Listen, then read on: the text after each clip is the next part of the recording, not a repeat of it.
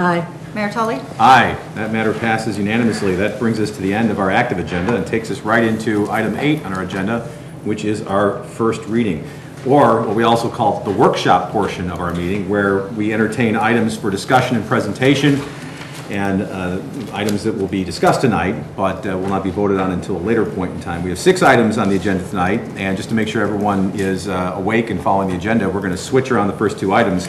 And I have asked Allison if she'd be kind enough, and she was kind enough to agree, hesitantly, to discuss the item B, 8B first, electrical aggregation informational presentation. And I think there's some parameters that need to be noted here with respect to this discussion, given that this is a referendum item. So this is what, in some circles, is called the disclaimer. Right, because it's an item on a referendum ballot, the village council, the village staff, and really nobody in the room participating here tonight can take an advocacy position, which means you can't say you like or don't like it or pros and cons. It's just simply an informational item. And those are the rules of the state, and so Allison's presentation is strictly informational, and we'd ask everybody to participate in the same fashion.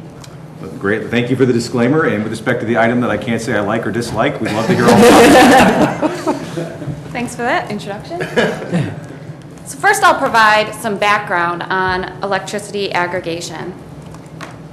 Every ComEd bill has 2 charges, one for distribution and one for supply. ComEd is responsible under state law for the distribution of electricity, but they don't actually generate the electricity that they provide to us. Instead, under a system overseen by the state of Illinois, they charge us a rate equal to what they pay for it. For ComEd, the cost of electricity supply is simply a pass-through rate. So distribution can only be provided by ComEd, but supply is deregulated. And deregulation for us means that consumers may seek an alternative supplier. The Illinois Commerce Commission maintains a list of approved suppliers within the state of Illinois. Consumers, including residents and businesses, can enter into a contract directly with any of the approved suppliers. State law also allows municipalities to seek a bid for the electricity supply for residents and eligible businesses within the community. This allows the village to transfer the supply away from ComEd to another supplier. It does not impact the ComEd service, and there is no change to the billing system. The municipalities that have already completed the aggregation process have been able to obtain lower rates for their residents and businesses. There are several steps to the aggregation process, and we are preparing for step 1, which is a referendum on the March 20th ballot.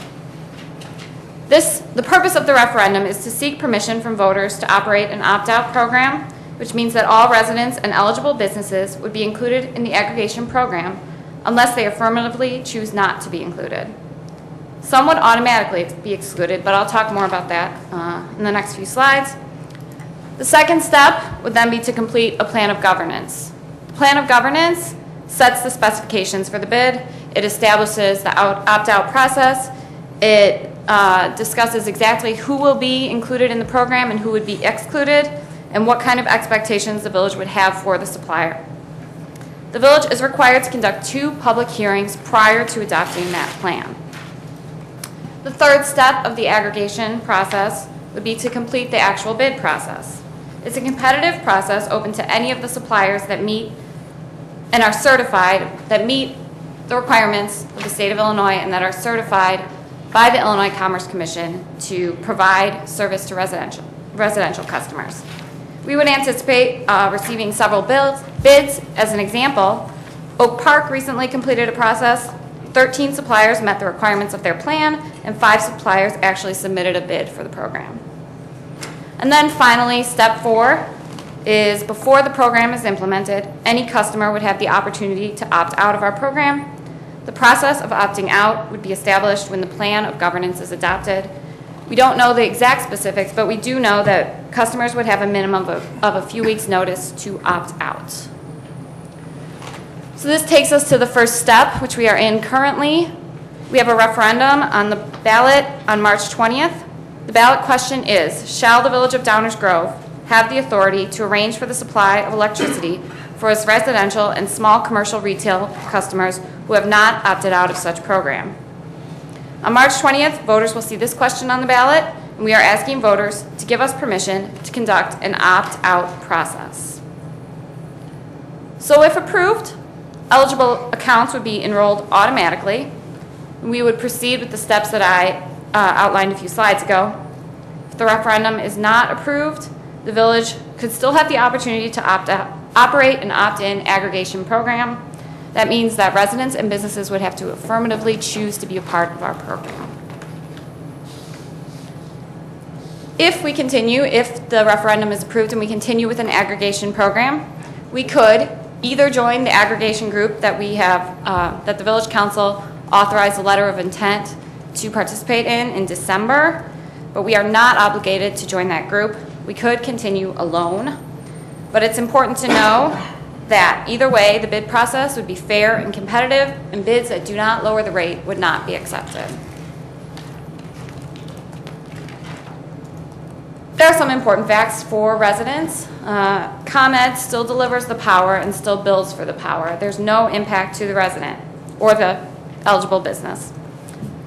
Some accounts would automatically be excluded, and we've had some questions about this, and they're included on our website under our frequently asked questions. These customers are those who participate in the real-time pricing or the hourly pricing program for ComEd, customers who are currently under contract with another supplier, although it would be established in the plan of governance how those people, or if those people were allowed to continue in our program in the future.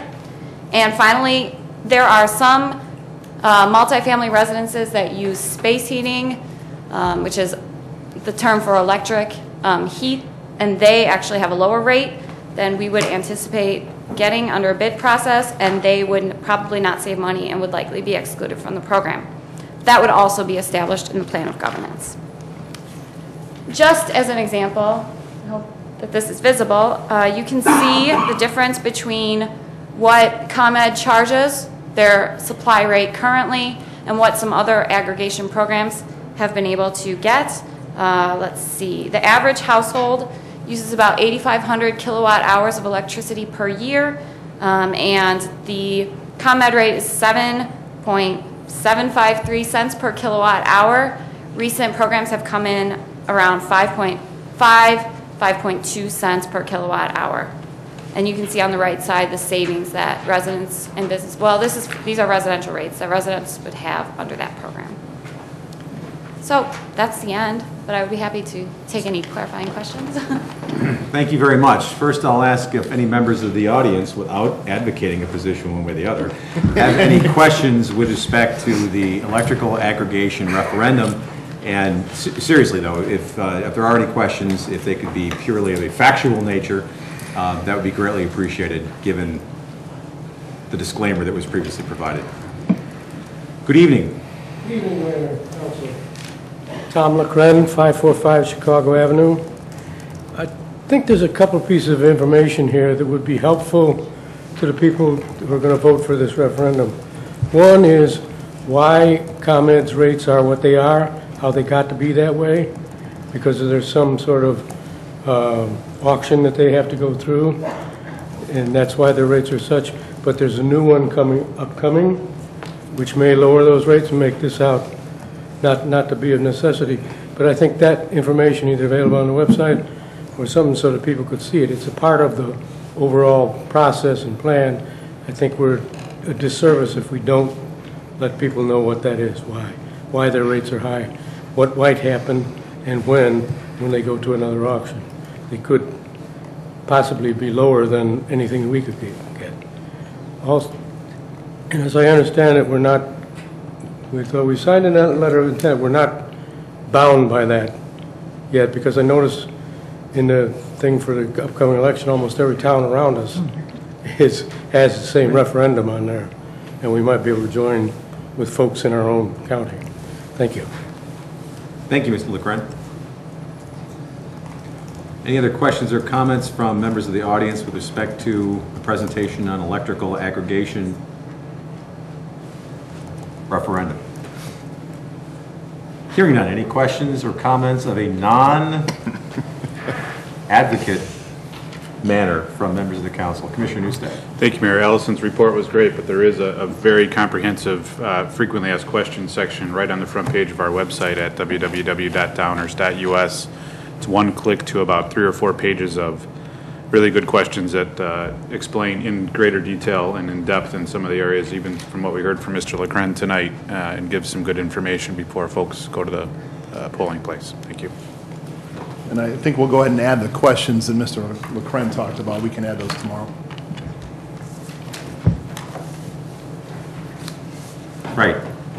Thank you. And of course, residents probably have received this very factual mailer by now throughout the community, at least advising them of the fact that there is an electrical aggregation referendum on the March 20th ballot, and how to get more information than can be printed on two sides of one of these things.